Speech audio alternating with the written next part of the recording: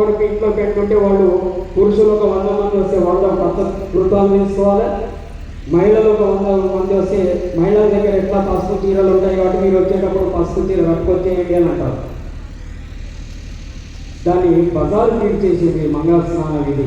అది చాలా తప్పు. ఎవరు ఏ విధంగా మీరు తీసుకున్నా దాన్ని ఈ వేదికలో చెప్పాలి కాబట్టి అది హేయమైన చర్య. దాన్ని మనం సమర్థించకూడదు. మంగళ స్నానాల తర్వాత రెండవ రోజు సంగీతని మళ్ళీ ఏదో ఒక పెద్ద హాల్ లోపల తీసుకొని తెలియని పాటలతో విచిత్రమైన స్టెప్పులతో ఈ మధ్య తల్లిదండ్రులు కూడా డ్యాన్సులు చేస్తున్నారు. సినిమా చూస్తే డ్యాన్సులు కనిపిస్తాయి కదా, కానీ మనం డ్యాన్స్ చేసి స్టేజ్ మీద మనం డ్యాన్స్ చేసి ఇంత వారం 10 రోజుల ముందు నుండే ఆ డ్యాన్సు దానికి ఒక కొరియోగ్రాఫర్ను తెచ్చుకోవడం, వాడికి పైసలు, ఇది మంచిదే, చాలామందికి ఉపాధి దొరుకుతుంది. వాడి ద్వారా డ్యాన్స్ నేర్చుకొని వచ్చిన బంధువులందరి ముందు మన యొక్క ప్రజ్ఞను, మన యొక్క కళను ప్రదర్శించడం, ఇది సంగీత అనే ప్రక్రియ. ఇది కూడా ధర్మశాస్త్రం చెప్పలేదు ఎక్కడ. వివాహంలో సంగీతం చేయండి, మీరు డ్యాన్సులు చేయండి అని ఏ శాస్త్రము చెప్పలేదు, ఎక్కడ కూడా వ్రాసలేదు. తర్వాత వివాహానికి మనకున్న ఆకారాన్ని మనము విచిత్రంగా చేసుకుంటాం. అన్యదా భావించకండి.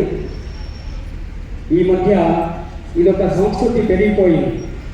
ఏది అంటే మేకప్. మనం మేకప్ చేసుకున్నా మనల్ని చూసేది మన బంధువులే, చేసుకోకున్నా మనల్ని చూసేది మన బంధువులే. మనం ఎవరిని పిలుస్తామో వాళ్ళే కదా మన పెళ్ళికి వచ్చేది. కొత్త వాళ్ళు ఎవరైనా వస్తారా? మనం పిలిచిన వాళ్ళే వస్తారు కదా. వారికి మనం తెలుసు, వాళ్ళకు ఇంతకుముందు మనం ఎట్లున్నాం అనేది కూడా తెలుసు, కానీ వాళ్ళు వచ్చినాక మనం కొత్తగా కనిపించాలి. దానికి మేకప్ మ్యాన్ వానికి 1 లక్షలో 2 లక్షలు ఇచ్చేసి, ఇంకా దాంట్లో విచిత్రం శారీ డ్రేపింగ్ కొత్తగా వచ్చింది. అంటే చీర కట్టుకోవడానికి కూడా రాదా మన మహిళ? చీర కట్టడానికి కూడా కొన్ని కాదన్నమాట పెళ్లి రోజు. ఆ శారీ డ్రేపింగ్ అనే ప్రక్రియ అంటే వాడు ఎవరు ఉంటారో ఆడనా మగనా తెలియదు, వాళ్ళతో మనం చీరలు కట్టించుకోవాలి. అంటే మన పిల్లలకు చీర కట్టడం మనం నేర్పించలేదు అన్నట్టుగా తల్లులుగా. ఎందుకంటే వాళ్ళకు చీరలు కట్టడం నేర్పిస్తే శారీ డ్రేపింగ్ అవసరం లేదు. మనం చీర కట్టడానికి రాదు, అందుకే దాన్ని చెప్పినాము మనకి 1,00,000 రూపాయలు ఇచ్చినాము. 1,00,000 రూపాయలు ఉట్టికి ఇవ్వండి దానంగా, కానీ వాడి ముందు మనం వాడితో చీర కట్టించుకోవడం ఇది ఎంత హేయమైనది అంటే సంస్కృతికి చాలా పరాకాష్ఠది. అది మన సంస్కారం కాదు, మన పద్ధతి కాదు, మన విధి కాదు. చీర కట్టు నేర్పించండి. తల్లిదండ్రులు కూడా చీర కట్టును వచ్చిన వాళ్ళ ద్వారా కట్టించుకోవడం అంటే మీకు చాలా దారుణమైనది. అనవసరమైన ఆర్భాటాలు, అనవసరమైన హంగులు, అనవసరమైన పోలికలు, వివాహ వ్యవస్థ లోపల చాలా మార్పులు వచ్చేసాయి. శాస్త్రం అనేది పక్కకు పోయింది. వివాహంలో దేని గురించి ప్రాధాన్యత వచ్చిందంటే, జన్మలో మనం ఎప్పుడూ చూడని ఫోటోలు వీడియోలకు ప్రాధాన్యతలు వచ్చింది. దిగేటప్పుడు మాత్రమే దాని వైపు చూసి నవ్వుతాం, మళ్ళీ తర్వాత దాన్ని ఒకసారి చూస్తే మళ్ళీ జన్మలో చూడలేదు. ఫోటోగ్రాఫర్లు ఏం భావించగలిగినా. సో ఫోటోల కొరకు వివాహం అనేది అవుతుంది. ధర్మశాస్త్రం ఏ విధంగా చెప్పిందో ఆ విధంగా చేయాలి. తలంబ్రాలు ఇది ఎంత పవిత్రమైన కార్యం అంటే, ఆ తలంబ్రాలు వధూవరులు ఇద్దరు తలంబ్రాలు వేసుకునేటప్పుడు వాళ్ళిద్దరి మధ్య ఉండే అనగువ, వాళ్ళిద్దరి మధ్య ఏర్పడే ప్రేమ, వాళ్ళిద్దరి మధ్య ఏర్పడే వలపు జీవితాంతం కలగలుగుగా ఉండాలి అనేది తలంబ్రాల విధి. బియ్యము సాంప్రదాయ ప్రకారంగా తలంబ్రాలుగా బియ్యం పోసుకుంటారు. బియ్యము జొన్నలు కలిపి పోసుకుంటారు. ఆ తలంబ్రాలు కూడా కేవలం ఫోటోగ్రాఫర్ గురించి తలంబ్రాలు అయిపోయినాయి. ఆ తలంబ్రాలు బియ్యం వేసేటప్పుడు ఫోటోగ్రాఫర్ బియ్యం ఆ చెంకీలు వేస్తారు చూడండి. ధర్మమేమో బియ్యం పోస్తాము, చెంకీలు ధర్మకాలు వాళ్ళ చేతిలో పెట్టుకొని ఉప్పులు పోతే వాళ్ళ పండ్లలో ముక్కులో ఎక్కడ పడాలి. వివాహం అంటే ఆట కాదు, అది ఒక పవిత్రమైన కార్యం. దాన్ని మొత్తం ఆట చేసేసారు. తర్వాత ఇంకా ముందుకు వస్తే ఆ తలంబ్రాలు వేసేటప్పుడు ఇద్దరి మధ్య కింద ఫోటోగ్రాఫర్ పడుకొని ఫోటో తీస్తాడు. వధువు వరుల మధ్య పడుకొని ఫోటో తీస్తాడు. అంటే వాడి కెమెరా మీద తలంబ్రాలు పడేది మనకు కనిపించాలి. అంటే మనం అనుమతిస్తేనే కదా వాడు తీసేది. ఇదా మన పద్ధతి. మంగళసూత్రం కట్టడం. మంగళసూత్రం కట్టేటప్పుడు ఆయన అందరు కట్టిన తర్వాత తప్పి ఫోటోగ్రాఫర్ ఫోటో తీసుకోలేదనుకోండి, ఏమంటాడు? దీనికి సిద్ధాంత గారే ఉదాహరణ. ఆయన ఒక వివాహం చేయించేటప్పుడు మంగళసూత్రం కట్టినాక ఫోటోగ్రాఫర్ తను మర్చిపోయిన సార్ ఫోటో తీసుకోలేదు స్వామి, కొంచెం మళ్ళీ 3 మూడు వేయిస్తారా అన్నాడు. అనేసరికి ఆయన వేదికకి వచ్చి మళ్ళీ జన్మలో నేను పెళ్లి చేయిస్తానన్నాడ. 12 ఏళ్ళు అవుతున్నాను ఇప్పుడు పెళ్లి చేయించడం మానేసి. అంటే వాడు ఫోటోగ్రాఫర్ గురించి మళ్ళీ 3 మూళ్ళు కదా. 3 మూళ్ళు అనేది జీవితంలో ఒకసారి వేసింది. ఒకసారి వేసిన 3 మూళ్ళు చివరి వరకు అవే ఉంటాయి. లక్ష్మీనారాయణ స్వరూపాయ వధువు వరువులను ఇద్దరిని వేద మంత్రాల్లో ఏ విధంగా పోల్చుతారంటే లక్ష్మీనారాయణ స్వరూపకంగా పోల్చి వారికి వివాహం చేయడం జరుగుతుంది. ఆ లక్ష్మీనారాయణ స్వరూపకరమైన వివాహ వేదికపైకి మనము చెప్పులతోనే ప్రవేశిస్తాం. ఎందుకంటే ఫోటోలో రావాలి. ఎందుకు చెప్పులు వేసుకోకపోతే ఫోటో మంచిగా రావాలి. ఫోటోలో కాళ్ళు చేస్తారా, మొహం చేస్తారా? చెప్పులతో వేదికను ఎక్కడం కూడా చాలా తప్పదు. ఎందుకంటే దాన్ని పవిత్ర కార్యంగా గణపతి పూజ, పుణ్యావచన, హోమము ఇవన్నీ చేసిన వేదిక.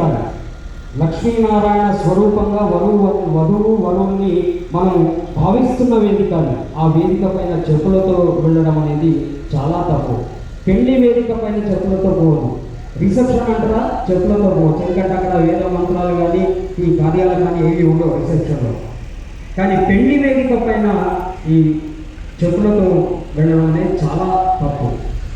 తర్వాత పెళ్లి పందిరి ఒక్కొక్కటి తీసుకొని వస్తే పూర్వకాలంలో కొబ్బరి మట్టలతో పెళ్లి పందిరి వేసేవారు.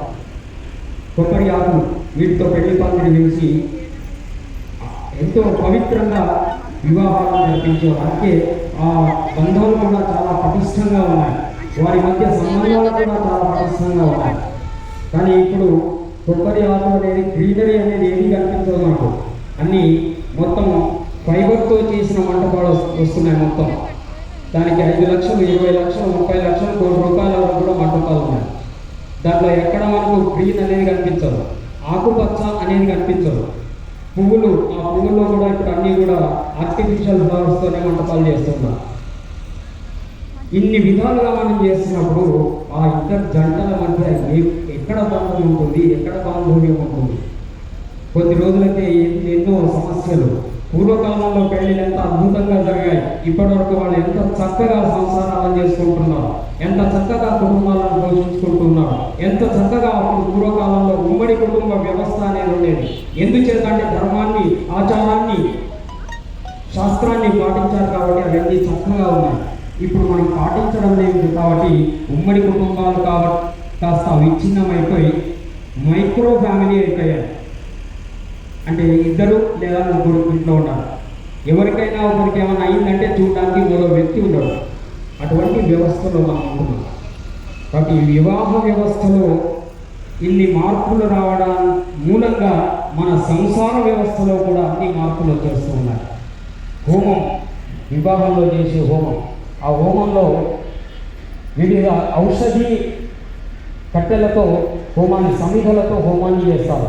ఆ ఔషధి సమిధల యొక్క దంపతులు ఇద్దరు హోమాన్ని చేసుకుంటూ ఔషధి సమిధల యొక్క పొగను కనుక మనం ఆస్వాదిస్తే వారికి సంతాన సాఫల్యం కలుగుతుందని ధర్మశాస్త్రం చెప్పింది. అందుకే ఆ హోమంలో రాగి, దువ్వి, మర్రి ఇటువంటి ఔషధి మొక్కలతో సమిధలతో హోమాన్ని చేసేవారు. దానివల్ల సంతాన సాఫల్యం కలిగేది. ఇప్పుడు హోమం అనేది తిరుగుతూ మంత్రంగా ఏదో ఆర్థిక పూర్వం వెలిగించి దాంట్లో స్వాహ అనేది పక్కకు తప్పేసుకుంటున్నారు. అందుకే సంతానం లోపల ఎన్ని ఇబ్బందులు వచ్చేస్తున్నాయి, ఎన్నో సంతాన సాఫల్య కేంద్రాలు వెలిసినాయి. ఎందుచేత వెలిసినాయంటే మనం చేసే తప్పుల వల్ల అవన్నీ వెలుస్తున్నాయి. ఇక ఫుడ్ విషయానికి వస్తే ఒకరిని చూసి ఒకరు 300 ఐటమ్లు పెడితే మనం 500 పెడతాం. ఇంకొకరు 600 పెడతారు. ఇట్లా పెరుగుతూ పోతుంది ఐటమ్స్ సంఖ్య. ఏది తినాలో తెలియదు, ఎక్కడ పోవాలో తెలియదు. ఆ బొచ్చ పట్టుకొని మొత్తం హాల్ అంతా తిరిగి తిరిగి తిరిగి లైన్ లోపల విసిగిపోయి వేసారి ఏది దొరికితే అది ఎంత తినేసి బయటకు వచ్చేస్తున్నాం. అనవసరమైన ఖర్చులు, దుబారా ఖర్చులు, అప్పుల పాలవడం తప్ప దీనివల్ల మనకు నష్టమే అవుతుంది తప్ప లాభం లేదు. కాబట్టి ధర్మాన్ని ఆచరిద్దాం. ధర్మాన్ని ఆచరిస్తే మనకు ధర్మముని రక్షిస్తుంది. శాస్త్రాన్ని ఆచరిద్దాం, ఆ శాస్త్రమే మనల్ని రక్షిస్తుంది. మనకు సంస్కారం ఏదైతే నేర్పిందో ఆ నేర్పిన సంస్కారాన్ని మనం పాటిద్దాం, మన కాబోయే తరం కూడా పాటిస్తుంది.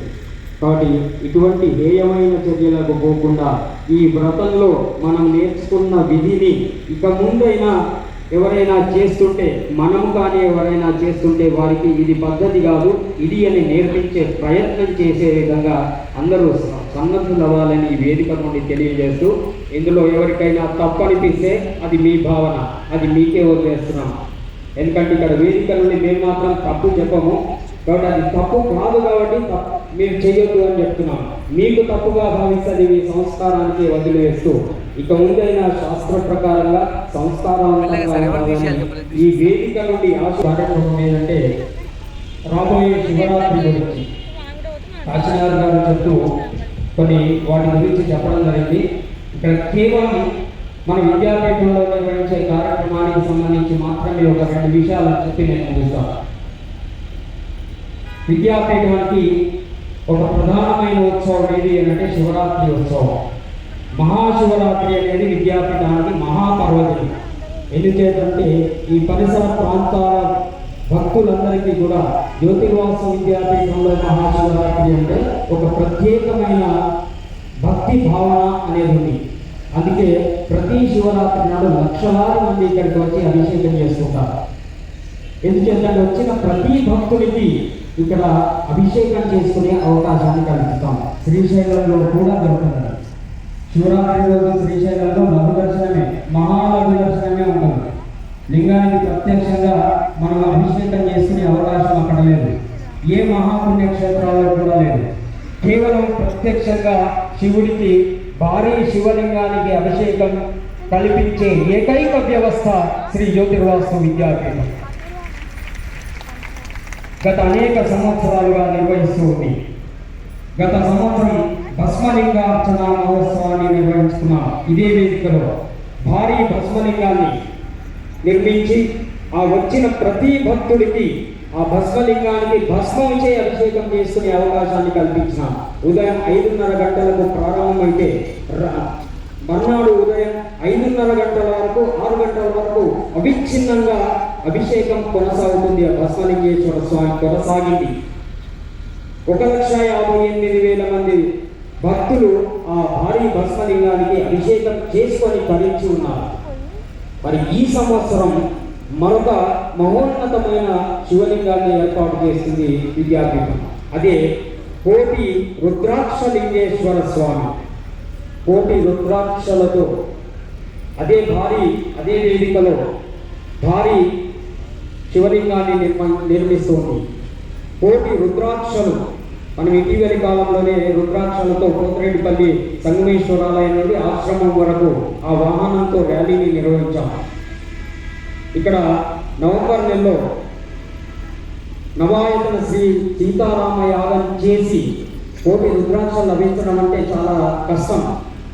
ఇప్పటి వరకు భారతదేశంలో కోటి రుద్రాక్షలు ఒకే వ్యవస్థకు ఒకే రోజు లేదా 2 రోజులు అమ్మిన దాఖలాలు ఎక్కడ కూడా లేవు. ఎక్కడ కూడా లభించవు కోటి రుద్రాక్షలు. ఇక్కడ నవాయతన శ్రీ సీతారామ యాగాన్ని నిర్వహించి సంకల్పం చేసుకుని సిద్ధాంతి గారు యాగమైన మర్నాడు బయలుదేరితే వారణాసి, కాశీ, అస్సాం, తర్వాత నాగాలాండ్, నేపాల్ ఇవన్నీ తిరిగితే ఆ రాముడి యొక్క అనుగ్రహం చేత 3 రోజుల్లో 1,08,00,000 రుద్రాక్షలు మన విద్యాపీఠానికి లభించాయి. ఇది భక్తికి తార్కాణం. అంటే దేవుడు ఎక్కడో లేడు, ఆశ్రమంలో తప్పనిసరిగా ఉన్నాడు. ఎవరైతే మనకు కోటి రుద్రాక్షలు సప్లై చేశారో వాళ్ళే విచిత్రమై చాలా ఆశ్చర్య పొందుతున్నారు. కోటి రుద్రాక్షలనే వాళ్ళు అమ్మితే ఎక్కువ 50,000 60,000 రుద్రాక్షలు ఇస్తారు. అని కోటి రుద్రాక్షలు అంటే అది మామూలు పని కాదు. సో 3 రోజుల్లోనే కోటి రుద్రాక్షలను సేకరించి ఆశ్రమానికి తీసుకొచ్చి ఇప్పుడు నిల్వ చేసి ఉన్నాయి. ఎప్పుడెప్పుడు శివరాత్రి వస్తుందా, ఆ కోటి రుద్రాక్షలు శివలింగ రూపంలో ఎప్పుడు మనకు దర్శనం ఇస్తాయని చెప్పి రుద్రాక్షలన్నీ అక్కడ స్టోర్ లోపల ఎదురు చూస్తూ ఉన్నాయి. మరి మనం ఏం చేయాలి? ఆ స్టోర్ నుండి లింగ రూపంలోకి రావాలంటే ఆ రుద్రాక్షలను ఎవరు తీసుకురావాలి? మనమంతా తీసుకురావాలి. ఏ విధంగా తీసుకురావాలి? మనమంతా అందులో పాత్రులై తీసుకురావాలి. మన గురించి అవి ఎదురు చూస్తున్నాయి అక్కడ స్టోర్ లోపల. మనమంతా భాగస్వాములై, మనమంతా దానికి సారథులై, మనమంతా దానికి వారధులై ఆ కోటి రుద్రాక్షలను స్టోర్ నుండి ఈ మండపానికి తీసుకొచ్చి శివరాత్రి రోజు ఆ కోటి రుద్రాక్ష లింగాన్ని దర్శించుకునే సౌభాగ్యాన్ని మనము పొందాలి అని అంటే మనమంతా ప్రత్యక్షంగా రుద్రాక్షల్లో భాగస్వాములం అవ్వాలి. ఏ విధంగా భాగస్వాములం అవుతాం?